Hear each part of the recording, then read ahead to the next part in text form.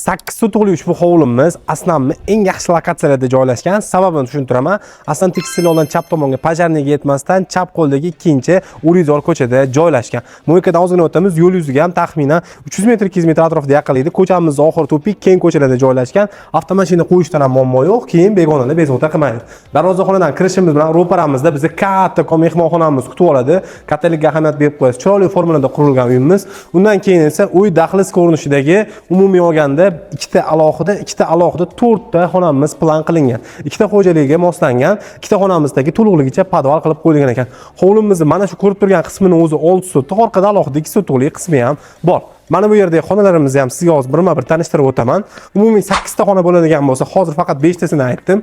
Mana bu yerda yakkali bitta xonamiz, bu ota-onalarimiz uchun mo'ljallangan yotoqxona, ichida mehmonxonaga chiqadigan alohida eshik ham qoldirib qo'yishgan ekan. Undan keyin ko'radigan xonamiz ham yakkali bitta xona, istalgan maqsadda foydalanishingiz mumkin. Uyimiz ataplen sistemasi yordamida hamda alohida pechkalar yordamida isitiladi. Mana bu yerda yechinish xonasi bilan birgalikda ichida sanuzil planirovka qilingan bo'lsa, eng chekka qismimizda hojatxonamiz bor ekan. Uyimizda hojatxonalarimiz ham, sanuzillarimiz ham ko'p, qolganlarini ham hozir sizga ko'rsatib o'taman. Tapchanimizga bitta baho berib qo'yasiz. Tepa qavatimizda oilaviy o'tirish uchun mo'ljallangan, o'rtada katta kon yashil zona огородlarimizni qoldirib ketishgan ekan va qishki oshxonamiz mana shu yerga joylashtirilgan, panorama oynalar chiroyli qilib qo'yib qo'yishgan ekan. Undan keyin ko'radigan xonamiz yana bitta yakkali spalniya bo'ladi. Bu spalniyamiz ichida o'zini alohida sanuzili ham mavjud. Undan keyingi ko'radigan joyimiz bu tahoratxona yana bitta, keyin esa tandir xonamiz bor ekan, alohida. Undan keyin esa yana bitta yozgi oshxonamiz ham bor. Yozgi oshxonamizda ham hamma sharoitlari mavjud ekan.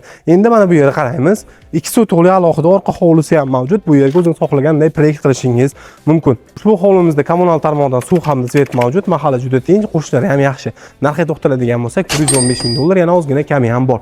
Lekin telefon nomeri videoni pastda aloqaga chiqib, mana shu hovlini sotib olsangiz bo'laveradi.